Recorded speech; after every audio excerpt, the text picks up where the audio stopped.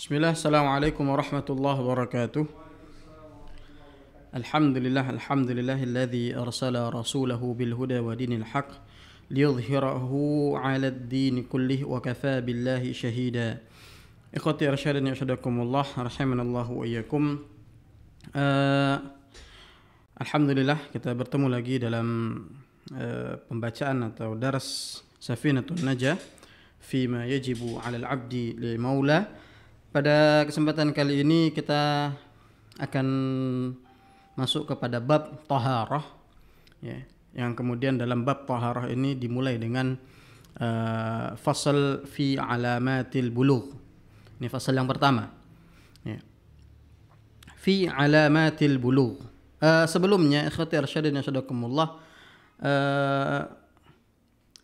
Imam An-Nawawi Al-Bantani menjelaskan kenapa di dalam Kasyifatus Sajah menjelaskan kenapa muallif Syekh Salim bin Sumair Al-Hadrami itu meletakkan bab alamatul bulugh, ya, pada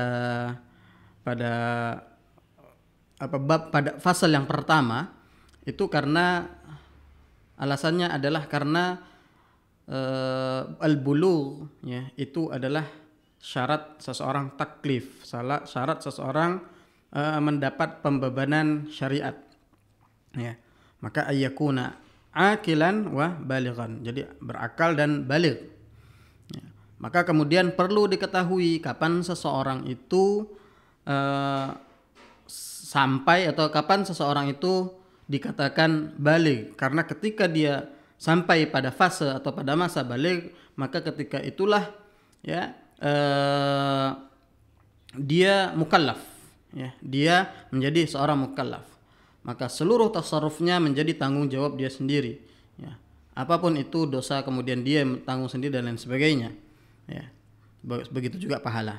Maka ikhwati arsyadakumullah, inilah kemudian alasan yang dijelaskan oleh Imam An-Nawawi Al-Bantani dalam Kasyifatus Sajah tentang kenapa bab ini ditaruh oleh Syekh Salim bin Sumair Al-Hadrami di awal, di fasal pertama dari bab taharah, ya, seperti itu.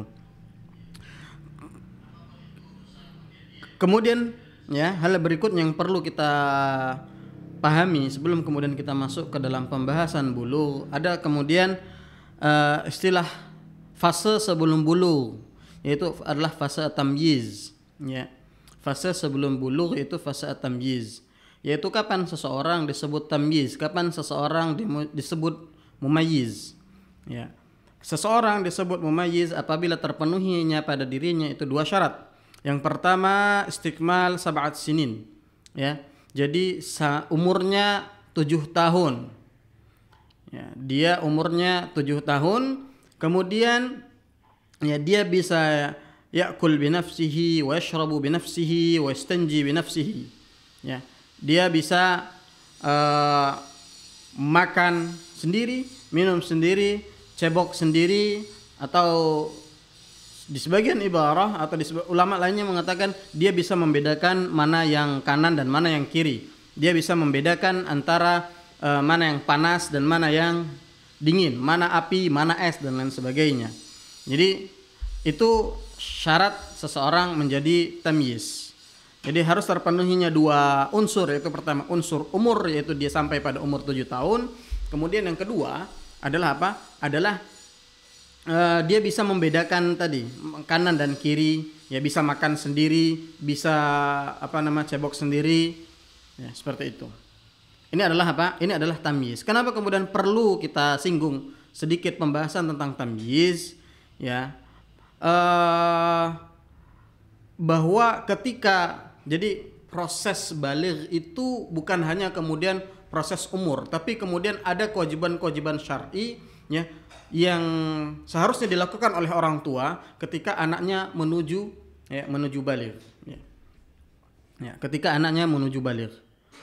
Maka, ya, para ulama menjelaskan bahwa ketika seorang anak sudah berumur tamyiz, maka wajib, ya, wajib fardu kifayah kepada siapa? Kepada, ya, bapak, ibu, kakek ataupun nenek ataupun ke atasnya, kewajibannya itu kepada mereka semua, ya, kepada al-asl. Jadi asal itu ya bapak, ibu, ya, kemudian kakek, nenek dan lain sebagainya, minadzukur wal inath. Ya, wajibnya fardu kifayah. Untuk apa? Satu adalah untuk mengajarkan mereka salat dan hal-hal yang terkait dengan salat dan kewajiban-kewajiban agama lainnya.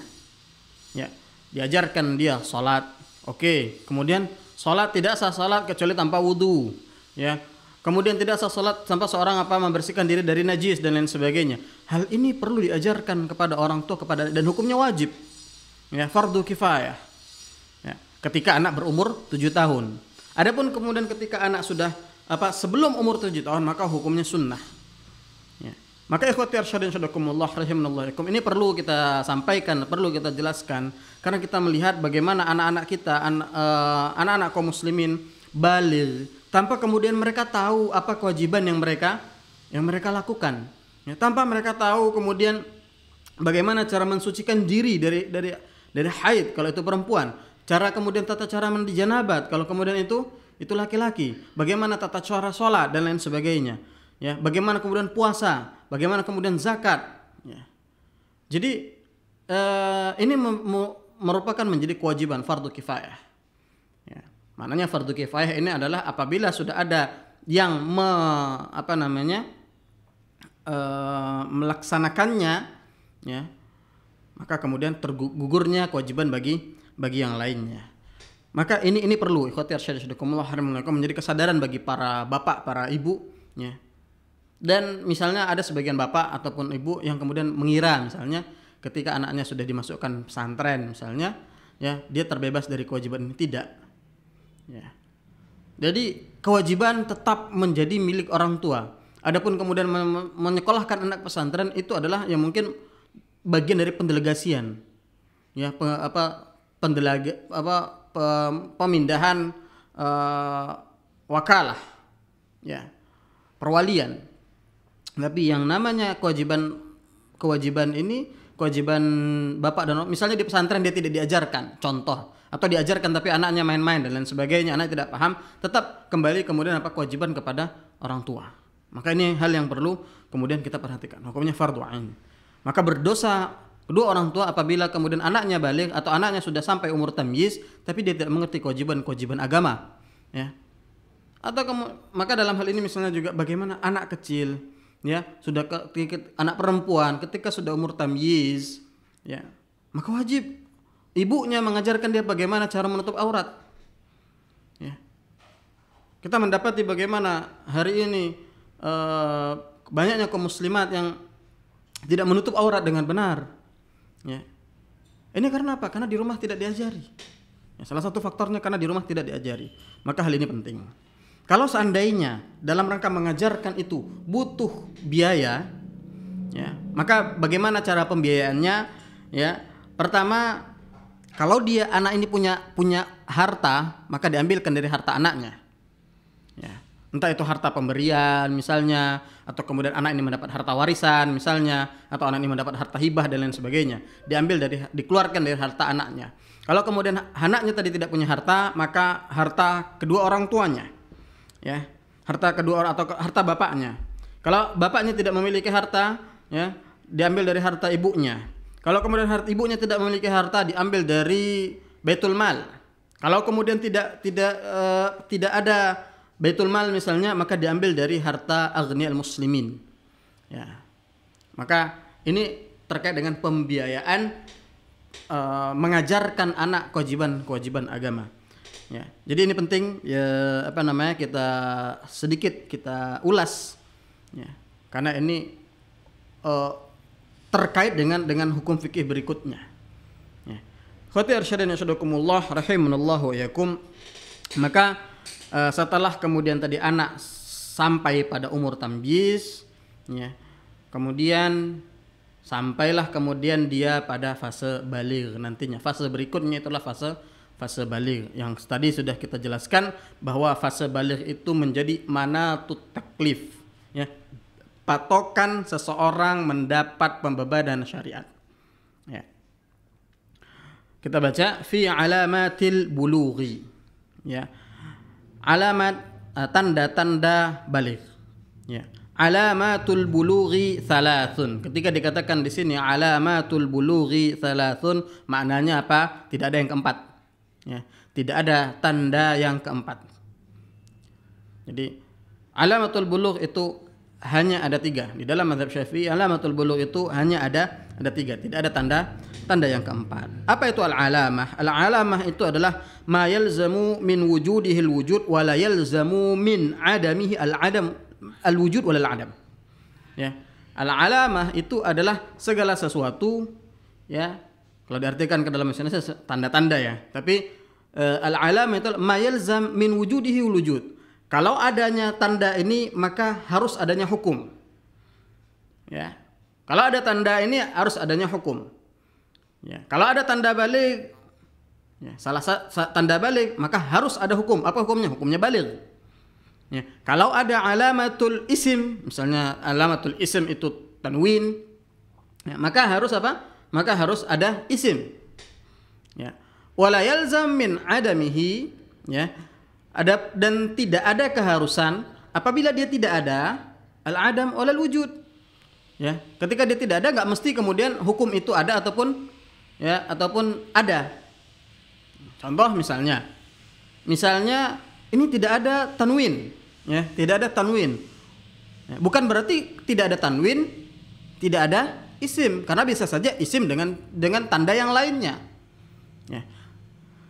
Tidak ada misalnya haid, ya, pada perempuan, ya, bukan berarti apa? Tidak ada bulugh pada perempuan, karena bisa saja perempuan baligh dengan tanda yang lainnya. Itu maksudnya. Ya, maka al-alamah itu ma yalzam min wujudihil wujud. Kalau dia ada, maka hukumnya ada. Ya, tapi kalau dia tidak ada, maka tidak ada keharusan apakah hukumnya ada ataupun tidak. Ya. Itu al-alamah. Ya, alamatul bulughi thalathun. Alamatul baligh itu ada 3. Yang pertama adalah tamamu 15 sanatan fi dzakari wal untha. Yang pertama adalah genapnya seseorang berumur 15 tahun, ya, fi dzakari wal untha. Syarat atau tanda ini, alamah ini itu berlaku bagi laki-laki dan perempuan. Ya, bagi laki-laki dan perempuan. Maka dalam hal ini tidak ada, ya, laki-laki ataupun perempuan yang berumur 16 tahun, ya, tidak baligh. Ya, tidak baligh. Oh, dia belum belum mimpi basah, sudah dia dengan umur. Oh, dia belum haid, sudah dia dengan umur. Ya. Jadi alamatul bulugh tamamu 15 sanatan fi dzakar wal untha, genap berumur 15 tahun. Hal yang perlu kita tekankan di sini adalah ketika ada hitungan tahun, maka yang dimaksud dengan tahun di sini adalah tahun qamariyah. Ya, tahun pada bulan-bulan hijriyah. Ya, Muharram, ya, Safar, Rabiul Awal, Rabiul Tsani, Jumadal Ula, Jumadal Tsaniyah, ya. Kemudian Rajab, Sya'ban, Ramadan, ya, Syawal, Dzulqa'dah dan Dzulhijjah. Ini. Ya. Dan seharusnya kita dekat, kita akrab dengan bulan-bulan ini. Maka kalau kemudian anak kita lahir, kita memiliki anak, cobalah, ya, kita tandai hijriyahnya. Kenapa? Karena ini erat kaitannya dengan hitungan balighnya. Ya. Kemudian apa? Ya, 15 tahun tahdidiyah. Maknanya tahdidiyah di sini qamariyah tadi, ya. Qamariyah dan tahdidiyah. Dan tahdid maknanya adalah ya pas. Misalnya, ya, ketika seorang anak lahir pada tahun 1410 Hijriyah, ya, tanggal 1 Muharram misalnya, tanggal 1 Muharram 1410 Hijriyah. Ya. Maka dia balik nantinya ketika pada tanggal 1 Muharram, ya, 1 Muharram 1425 Hijriah, 15 tahun sesudahnya. Ya. Sama 1 sama-sama 1 Muharram. Ini maksudnya tahdidiyah. Kalau kurang 1 hari. Ya. Atau saya contohkan 2 Muharram ya, biar enak. 2 Muharram, ya. Ternyata pada apakah tanggal 1 Muharramnya dia sudah balik 1 Muharram 1425? Belum, karena masih kurang 1 hari. Karena dia lahirnya 2 Muharram. Jadi ini maknanya tahdidiyah. Ya, ini maknanya tahdidiyah. Jadi tidak boleh kurang, harus pas. Ya, tidak boleh kurang, harus pas. Jadi 15 tahun Qamariyah tahdidiyah. Ya, ini harus dipahami. Ya, ini harus dipahami. Kemudian yang berikutnya adalah ya wal ihtilamu fi dzakari wal untha li 9 sinin. Ya, al-ihtilam ya. Al-ihtilam ini berasal dari kata al-hulmu ya, al-hulmu dengan dhammah pada huruf ha, kemudian sukun pada huruf lam ya, al-hulmu. Al-hulmu secara bahasa artinya adalah ma yarahun naim fi naumihi ya, yang kita artikan dengan mimpi, apa yang dilihat oleh oleh orang tidur dalam tidurnya. Itu adalah al-hulmu. Akan tetapi ikhwati arsyadakumullah rahimanallahu wa iyyakum ya, akan tetapi di sini yang dimaksud dengan al-hulmu atau ihtilam di sini adalah amrun khas, sesuatu yang bersifat lebih khusus lagi, tidak hanya mimpi, tapi apa? Al-imna, yaitu maknanya adalah khurujul mani ya. Maknanya adalah khurujul mani, keluarnya mani. Kenapa kemudian disebutkan di sini dengan ihtilam? Wallahu alam, akan tetapi mungkin aghlabul khurujil mani itu tandanya adalah ihtilam. Ya. Mayoritas orang ketika pertama kali keluarnya mani itu melalui proses ihtilam, yaitu mimpi basah yang kita sebut, kita dalam bahasa Indonesia kita artikan seperti itu. Ya. Kan tetapi yang dimaksud maknanya adalah makna khusus. Ya, tidak hanya mimpi, itu apa? Khurujul mani. Maka khurujul mani ini ya, khurujul mani ini sifatnya umum, baik itu melalui ihtilam dengan proses mimpi basah misalnya, atau misalnya seseorang dia pada umur 9 tahun dia menikah, seorang laki-laki ya. Kemudian dia menggauli istrinya misalnya dan keluar mani. Ya, dan keluar mani. Maka ketika itu dia menjadi baligh. Ya, maka ketika itu dia menjadi baligh. Jadi ininya adalah patokannya adalah apa?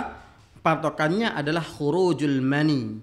Baik itu dengan ihtilam, baik itu dengan jima atau dengan selainnya. Ya, ketika seseorang sudah khurujul mani pada umur 9 tahun.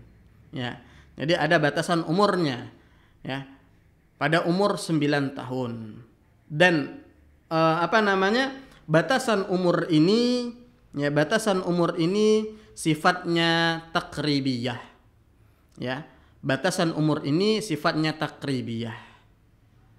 Misalnya seseorang berumur 9 tahun. Ya, sekali lagi saya katakan ya, ini 9 tahun Qamariyah. Nah, 9 tahun Qamariyah.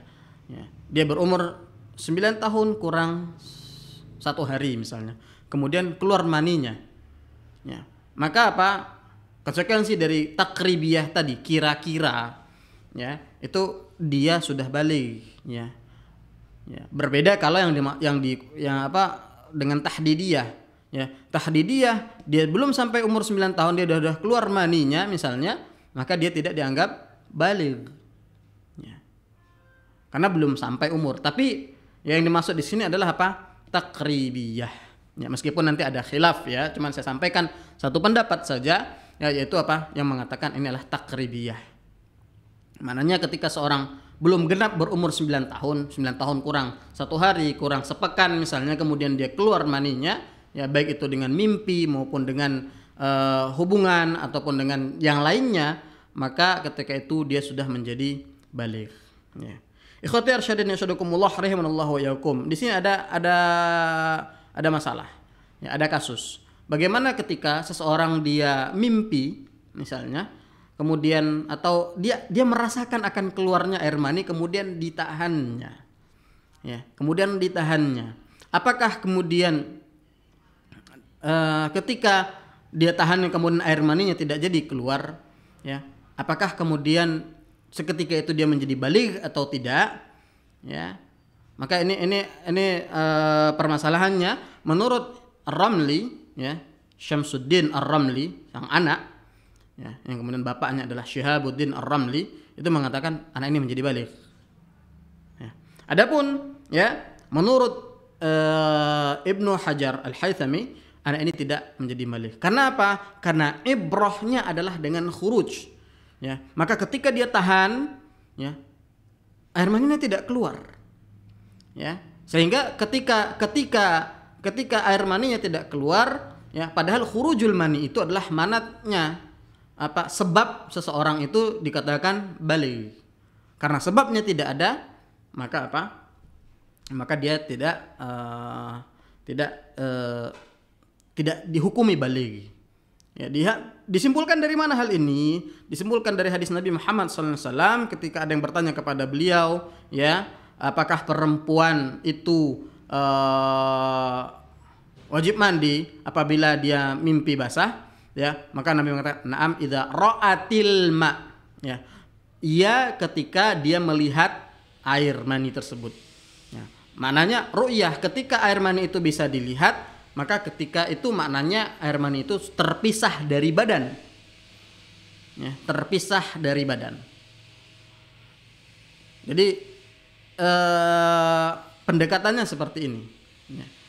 Maka seseorang, ya, mumayyiz yang kemudian dia mimpi dan dia sudah berumur 9 tahun, kemudian dia mimpi misalnya, kemudian ditahan oleh dia, ya, air maninya tidak menjadi keluar, maka menurut pendapat Ibnu Hajar Al-Haythami dia tidaklah baligh.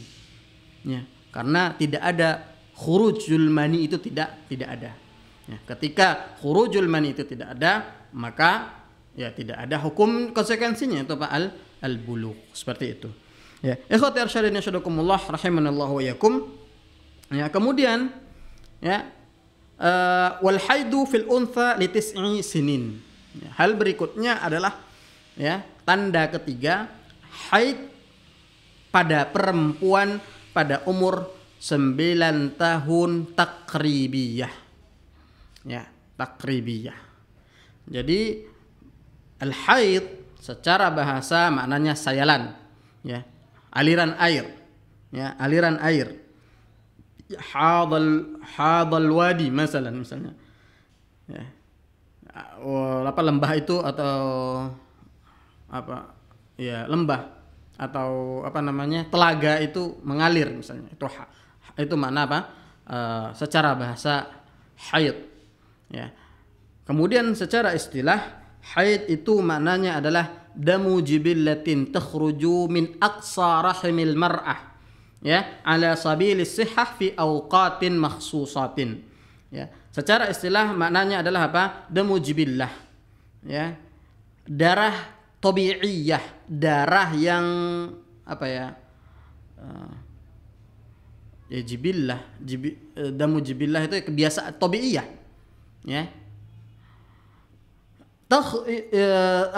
Yakhruju min aqsa rahimil mar'ah, yang keluar dari aqsa, ya.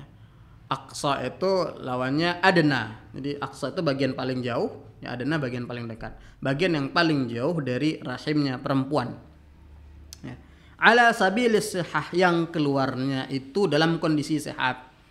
Karena nanti ada darah yang keluar dalam kondisi sakit, ya, seperti istihadhah, ya. Fi awqatin makhsusah, pada waktu-waktu tertentu, ya, pada waktu-waktu tertentu. Ini adalah haid, ya, ini adalah haid.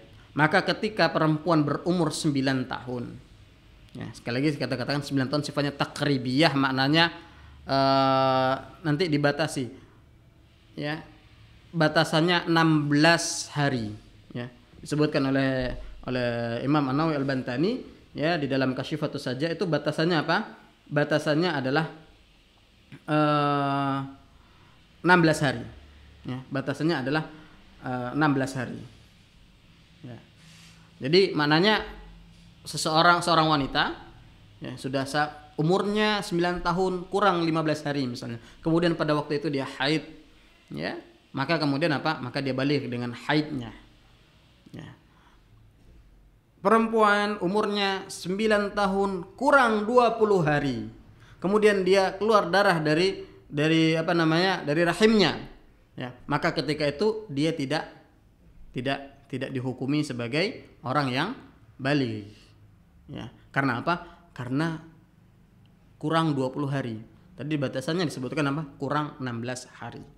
Apa-apa. Ya. Jadi kurang 16 hari itu dianggap sudah dewasa ketika keluar haid ya pada seorang perempuan. Bagaimana kemudian ada pertanyaan, bagaimana kalau kemudian seorang anak perempuan dia belum ya umurnya baru 9 tahun ya, dia belum keluar air mani misalnya, ya belum ihtilam, tapi dia sudah hamil. Bagaimana? Ya. Apakah kemudian hamil bisa dijadikan sebagai tanda seorang perempuan itu baligh? Maka jawabannya tidak. Tapi justru hamilnya seorang perempuan itu tanda dia sudah keluar air mani darinya. Ya. Seperti itu. Ya. Maka tetap yang dijadikan apa? Karena tidak mungkin seorang perempuan itu hamil kecuali apa? Kecuali tercampurnya antara ma'ur rajul dan ma'ul mar'ah, antara airnya laki-laki dan airnya perempuan. Maka ketika dalam kondisi tersebut, ya, maka seorang perempuan ketika hamil tersebut, seorang perempuan dia dihukumi apa? Dihukumi ya baligh bukan karena hamilnya, tapi karena adanya ya, karena hamil itu sebagai tanda dari air mani. Ya, seperti itu. Ya. Kita selesai pada fasal yang pertama tentang tanda-tanda bulugh. Ya, tanda-tanda seseorang itu baligh. Ya. Jadi salah satu dari 3. Ya. Yang pertama adalah segenap umur 15 tahun qamariyah tahdidiyah. Ya. Kemudian yang kedua adalah al-ihtilam atau khurujul mani, ya, litis'i sinin lirrajuli wal mar'ah, ya, taqribiyah. Kemudian yang ketiga adalah al-haidhu, ya, lil mar'ah litis'i sinin, ya, taqribiyah. Jadi ini kalau ada salah satu dari 3 tanda ini, ya, maka ketika itulah seseorang dihukumi baligh. Ya. Ikhwati arsyadina sadakumullah rahimanallahu yakum. Kita lanjutkan kepada bab berikutnya, ya, atau fasal yang berikutnya, fi syuruti ijza'il hajar fil istinja. Ya, syarat-syarat ya yang harus terpenuhi ketika seseorang ingin beristinja dengan hajar. Al-istinja itu berasal dari kata an-najw, ya, secara bahasa maknanya al-qata'. Ya, secara bahasa maknanya al-qata'. Adapun istilahan, secara istilah istinja itu artinya adalah izalatul kharijin najis minal farji bima'in au hajar, yaitu menghilangkan al-kharij yang keluar, ya, sesuatu yang najis yang keluar minal farji, ya, dari kemudian farj ini di sini maknanya bermakna umum, ya, baik bagi dari laki-laki maupun perempuan, baik kubul ataupun dubur, ya, bima'in au hajar, baik dengan air ataupun hajar ataupun batu. Ma di sini maknanya adalah ma'un tahur, harus dipahami, ya. Ya, ma di sini maknanya adalah ma'un tahur, air yang suci dan mensucikan. Ya. Ya. Seperti itu. Adapun hajar nanti akan kita bahas tentang syarat-syarat hajar yang harus terpenuhi dalam istinja. Ya. Kemudian, ya, dalam masalah istinja juga yang harus kita pahami bahwa, ya, istinja itu hukumnya seperti hukum tolak misalnya. Maknanya apa? Maknanya adalah al-istinja yajri fihi al-ahkam atau tajri fiha al-ahkam al-khamsah, al-ahkam at-taklifiyah al-khamsah. Ya, maknanya istinja itu hukumnya ada 5. Yang pertama, istinja hukumnya wajib. Itu kapan? Apabila idza kana al-khariju ya, najisan mulawwithan. Ya, wa arada yusalli. Ketika yang keluar itu adalah najis dan mulawwith. Ya, mulawwith itu mengotori secara terjemahannya. Ya. Wa arada yusalli, dan seorang ini dia ingin melakukan salat atau ingin dia melakukan sesuatu yang dengannya dia tidak boleh bernajis. Ya. Dia harus membersihkan najis pada tubuhnya. Seperti itu. Ya, ini kondisi yang pertama, wajib. Kemudian yang kedua, yakunu mustahabban. Ya. Kapan istinja itu mustahab? Ya, idza kana al-khariju jamidan. Kalau yang keluar ya, baik itu dari qubul ataupun dubur, itu jamid. Ya. Jamid di sini namanya ghairu mulawwith. Seperti apa? Seperti yang keluar adalah hasah, batu misalnya.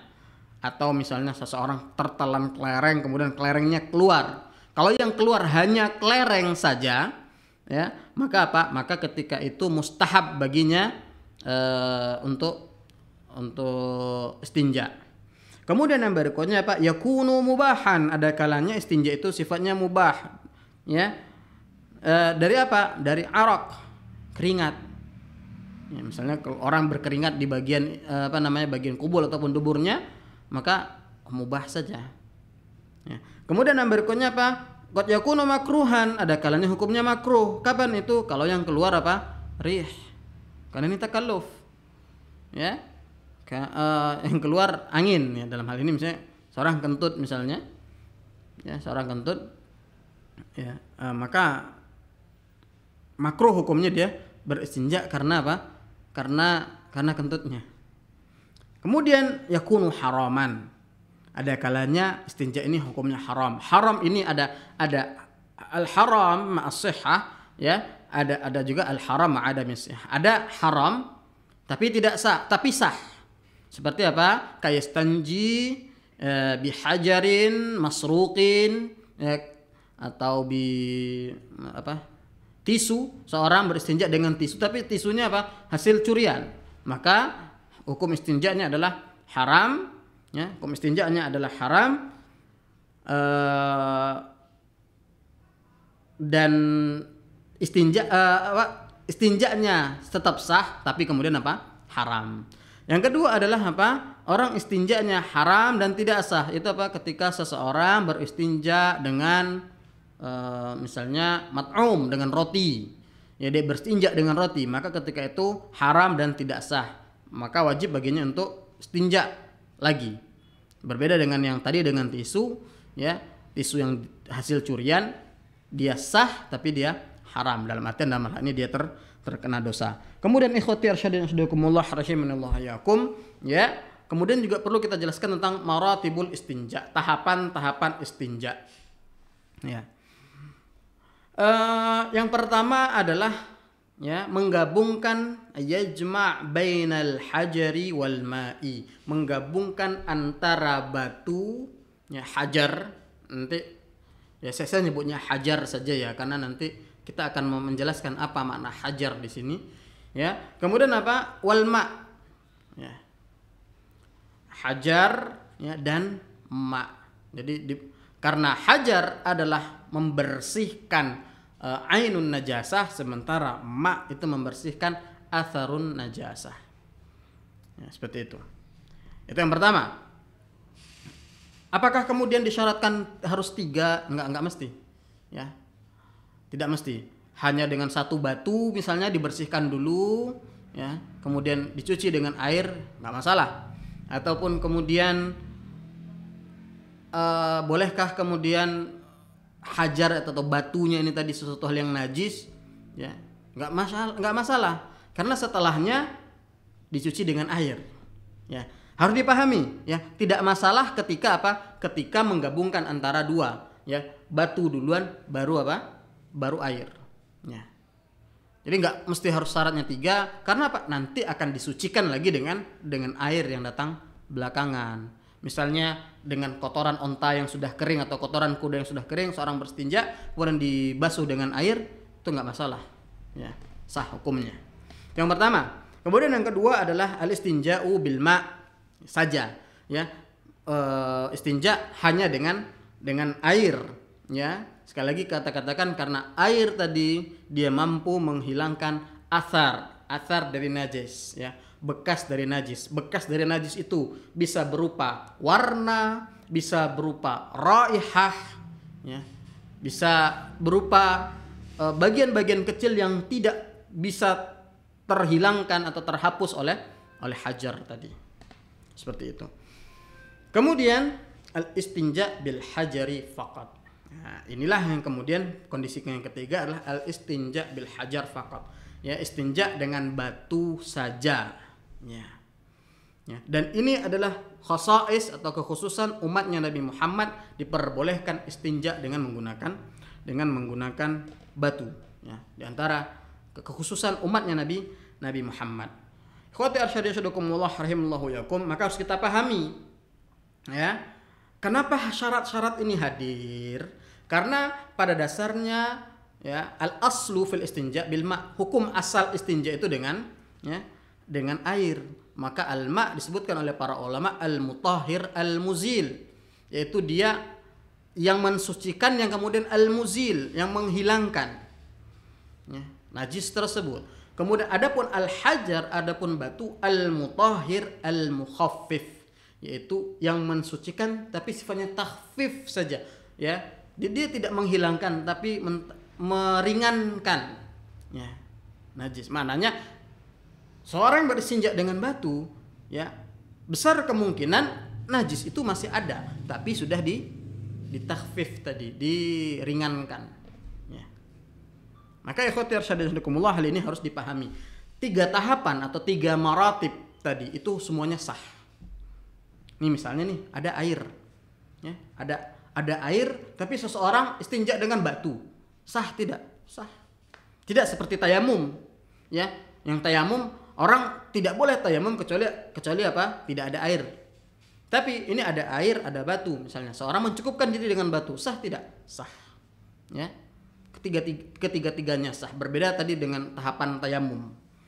Maka ikhwati arsyadakumullah, tadi kita sudah memahami tasawurnya. Ya, kita sudah memahami tasawurnya bahwa al-istinja bil hajar itu al-mutahhir al-mukhaffif. Ya, jadi dia sifatnya adalah meringankan najis. Oleh karena itu,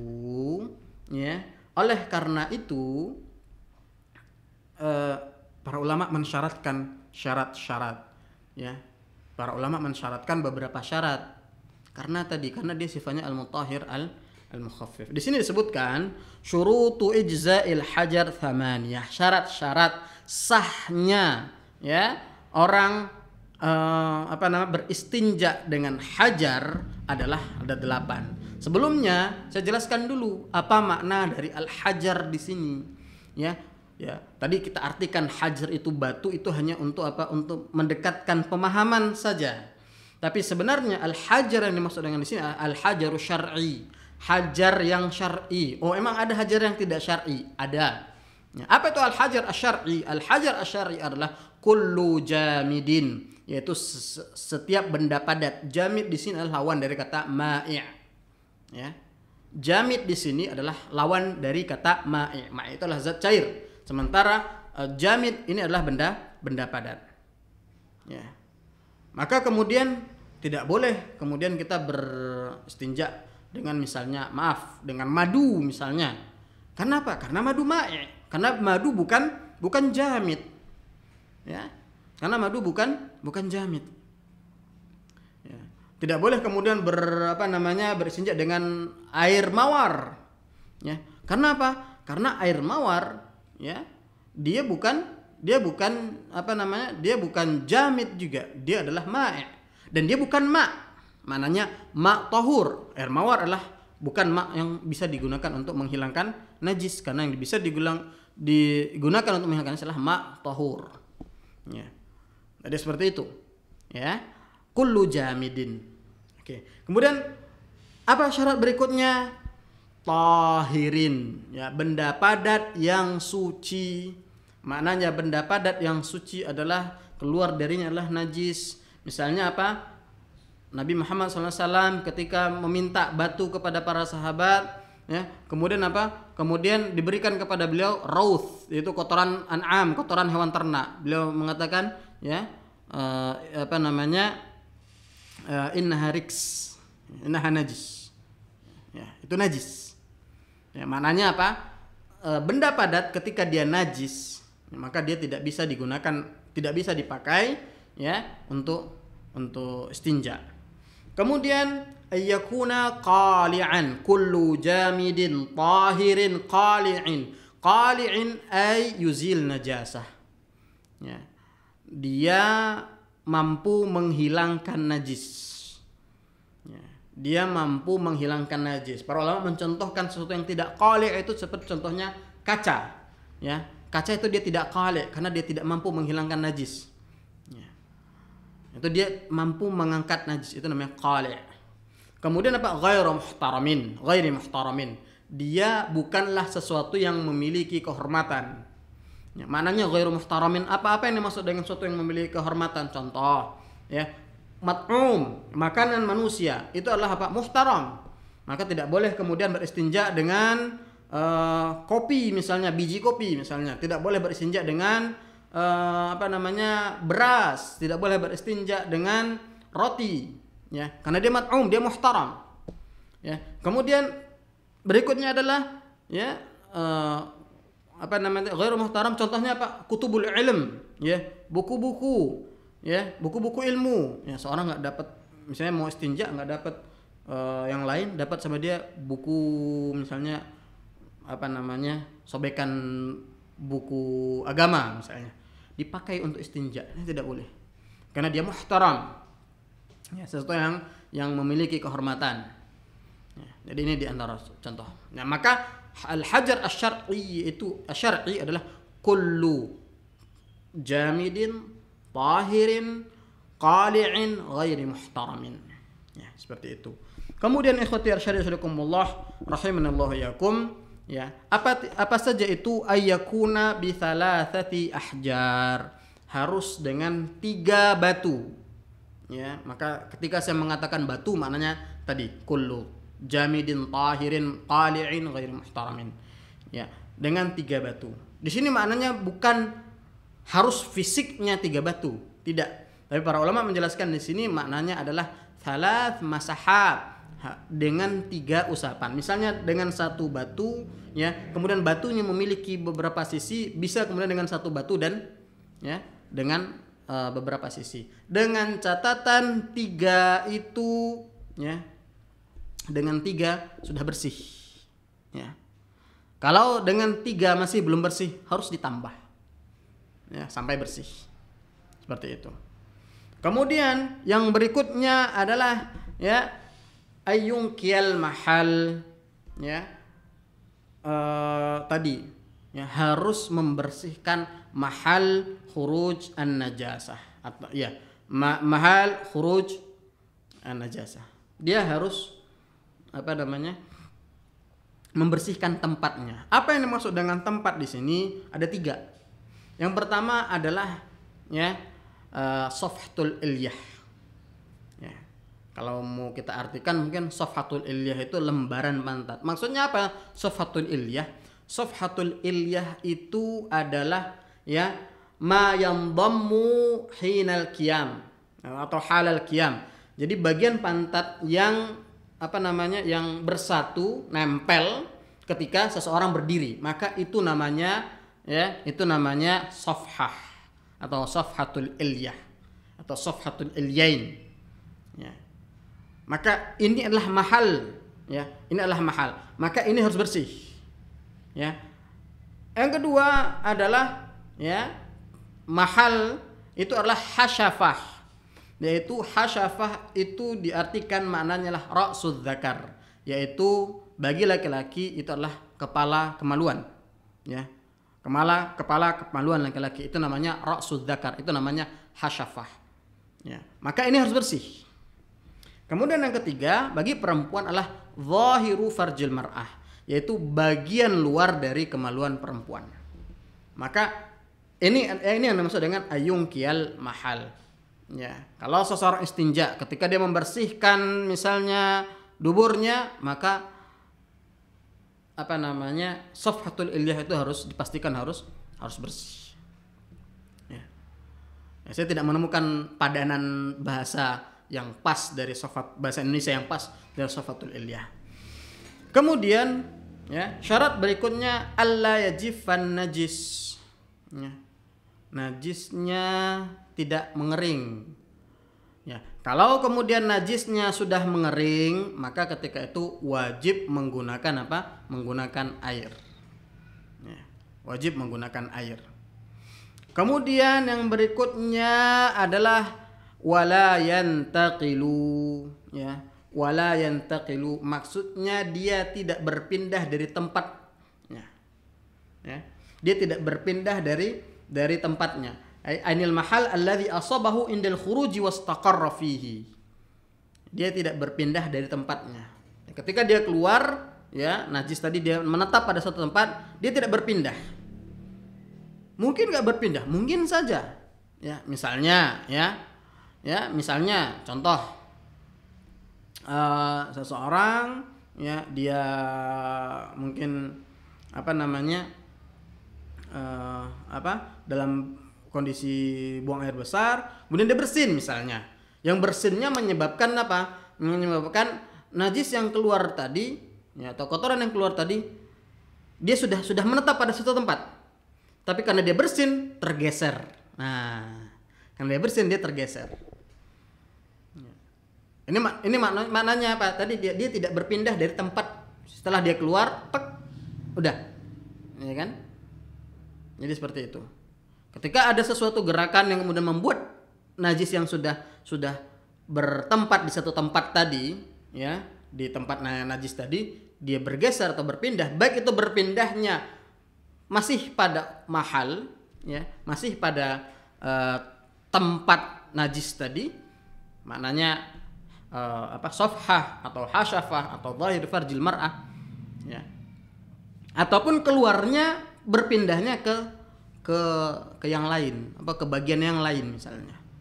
Maka dalam kondisi seperti itu sudah berpindah najisnya, maka ketika itu sudah wajib menggunakan air. Kemudian hal yang berikutnya adalah wala yatra alaihi akhar sawa'un kana min jinsihi aw min ghairihi. Ya, tidak adanya benda lain atau zat lain yang mendatanginya, atau tidak adanya benda lain atau zat lain, ya, yang ya, bertempat di tempatnya. Contohnya apa? Ya, tidak adanya benda lain itu contohnya najis lain, ya, najis lain. Misalnya ada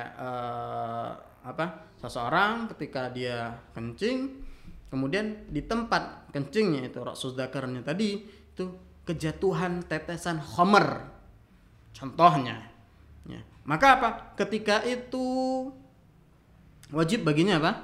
Wajib baginya menggunakan air, ya, wajib baginya. Atau kemudian seseorang, ya, ketika dia istinja dengan kulit bangkai yang belum disamak, itu kan najis.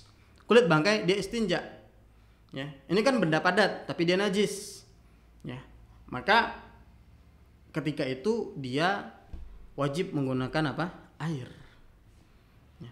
Karena apa? Ya, jadi harus dipahami, karena sudah ada najis lain yang menempel pada dirinya, itu kalau najis. Karena sudah ada najis lain, ya. Sedangkan yang diperbolehkan untuk dibersihkan dengan istinja adalah sebatas yang keluar. Maka ketika ada najis lain ini kan harus dibersihkan juga. Maka nggak boleh kemudian najis lain ini dibersihkan dengan istinja, ya. Karena kekhususan diperbolehkan istinja hanya kepada najis yang keluar, ya, dari kubul ataupun dubur.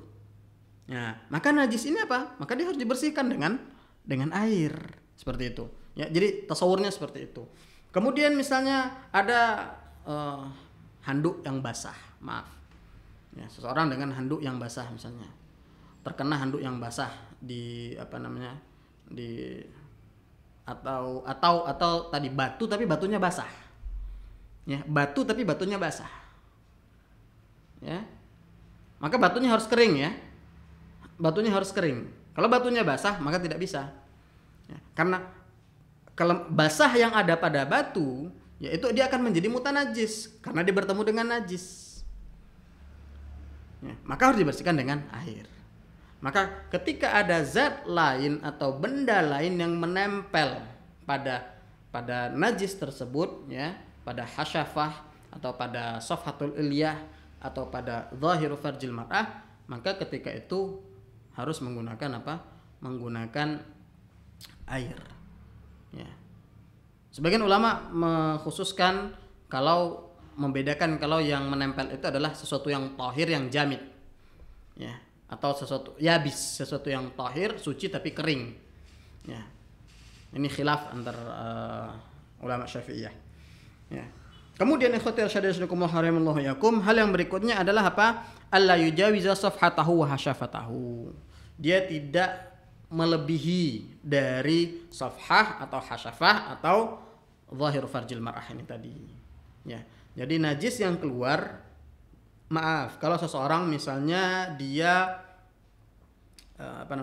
diare, kemudian najisnya keluar misalnya sampai ke pahanya misalnya, maka yang wajib tidak boleh kemudian yang di paha ini diusap dengan batu.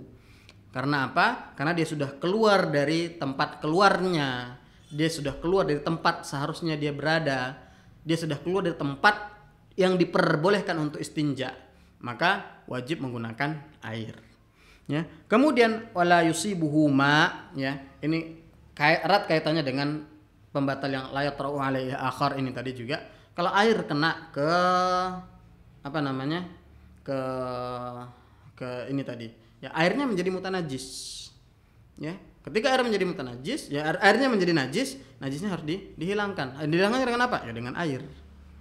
Ya, seperti itu. Ya. Akan tetapi nanti mendapat pengecualian adalah ketika sesuatu itu dia adalah air keringat. Ya, tidak masalah. Keringat. Ya. Jadi ketika yang menempel pada tempat najis tadi adalah keringat, maka ini tidak masalah. Kemudian yang berikutnya adalah wa antakunal ahjar tahiratan, ya, batu yang digunakan itu adalah tahirah, suci. Ya. Khotir syadadakumullah rahimallahu yakum, kita cukupkan dulu sampai di sini, ya. Kita selesaikan dua bab dua fasal pada pertemuan kali ini. Insyaallah pada pertemuan berikutnya kita masuk kepada pembahasan faraidul wudu. Ya, mungkin ini yang dapat saya sampaikan pada kesempatan kali ini. Kurang dan lebihnya saya memohon ampun kepada Allah Subhanahu wa taala. Kekurangan, kesalahan itu murni datang dari saya pribadi. Ya, aku qouli hadza astaghfirullah li wa lakum wa lisa'iril muslimin wal muslimat min kulli dhanbin fastaghfiruh innahu huwal ghafurur rahim. Assalamualaikum warahmatullahi wabarakatuh.